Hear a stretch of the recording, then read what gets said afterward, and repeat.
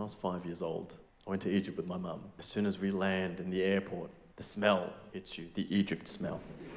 Let me try to describe it to white people. It's just a sudden hit of heat and dust and smog from the cars and cigarette smoke and fruit whisks by and distant donkey.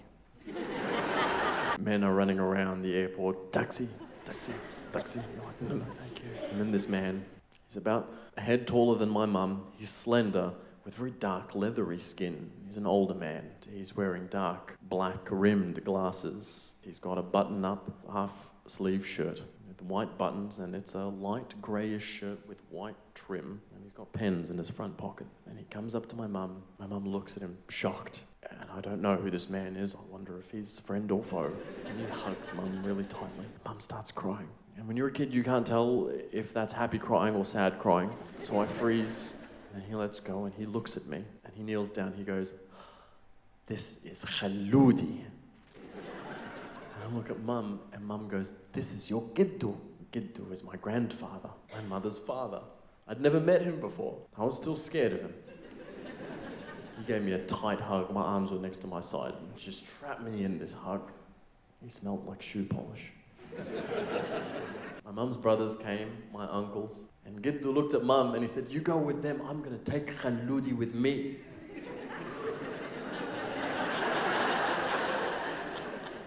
So Giddu takes me and we go into a taxi in the back. We're sitting down. The guy's playing the Quran. Giddu looks at me and he goes, "Do you know what we're going to do today?" He said, "We're going to get a chicken." I said, "Okay. Tell me more."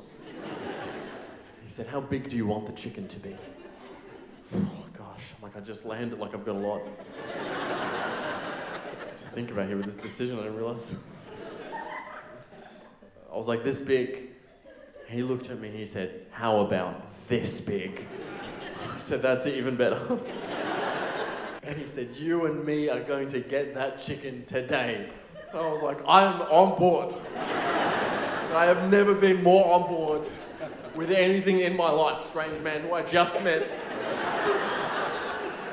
30 seconds ago.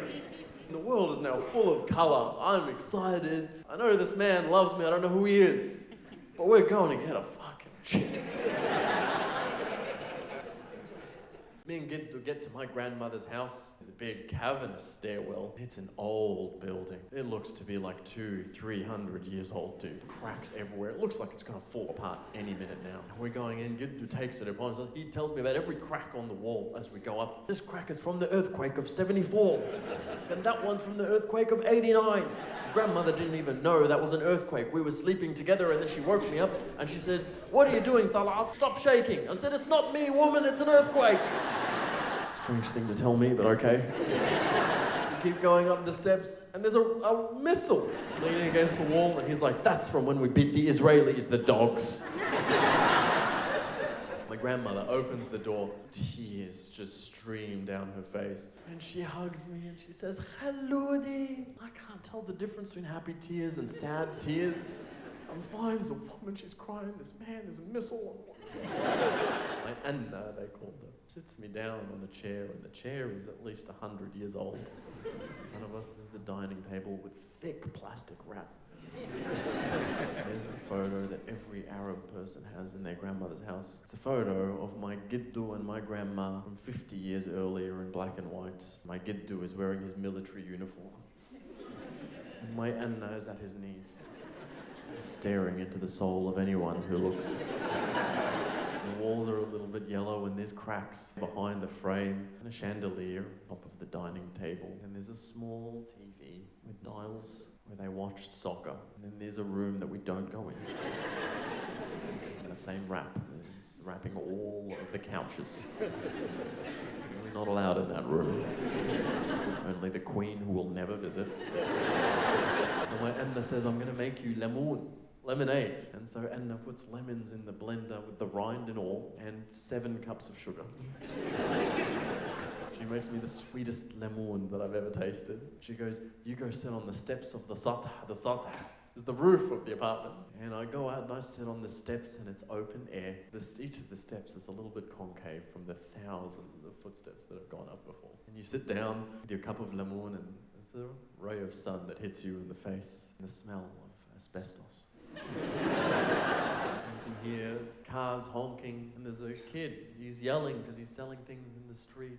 He's the Rubabikya kid, they call him in Egypt. The Rubabikya kid is a marvel. He's a 12-year-old kid. He's hauling a giant platform on a bicycle, and on it is selling the strangest assortment of things you've ever seen, like a car muffler, the door of a Boeing 747. I don't know who's buying these things, but every day he has a new haul. I look at the missile and I'm like, I wonder if he bought it. From the Rubabikya kid. My Giddu says, it's time to go and get the chicken.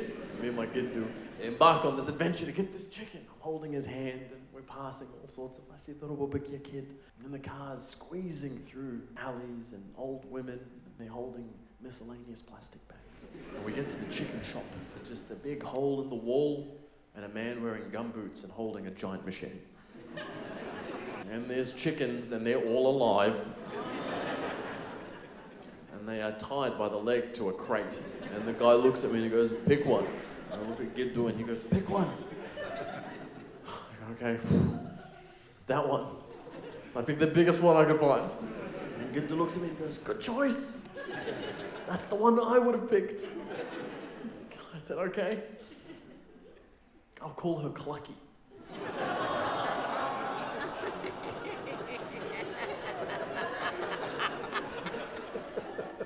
I can't wait to take Clucky home.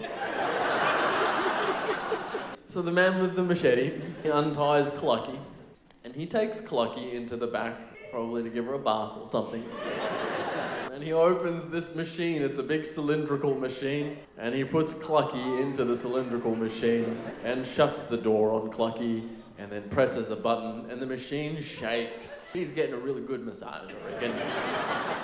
And he opens the top of the machine and he pulls out a bag of meat. And then he looks at me and he goes, here. I look at Giddu. Giddu goes, hold it. So I grab Clucky. Giddu opens a plastic bag and I put Clucky in the bag. And I'm sad about Clucky, but I'm too happy to be with Giddu. We got the chicken. And that night, Anna makes the best chicken dinner.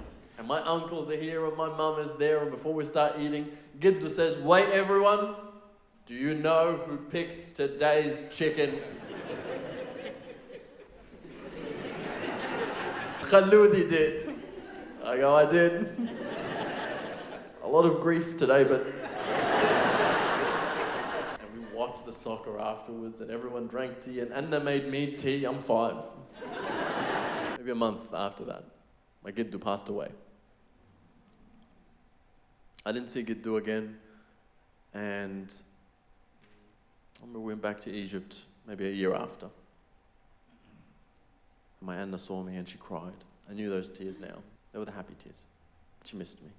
I missed Anna. I remember turning on the TV and going, oh, it's Giddu's team. And then Anna started crying again, different tears. I now knew for sure which ones were the happy tears and which ones were the deep grief. Years passed, and I would go back to Anna's house.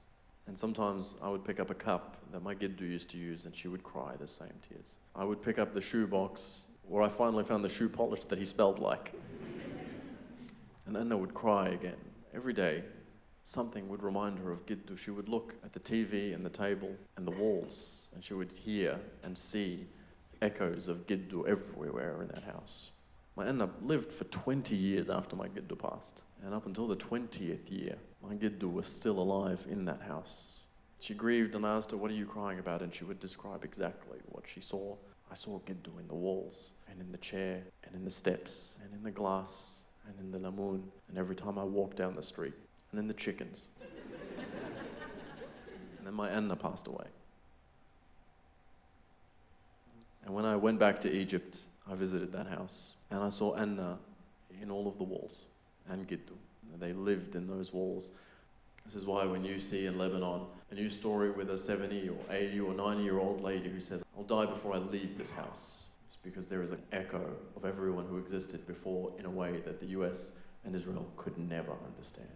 The chair I sat on And the glass I drank from was older than Israel itself.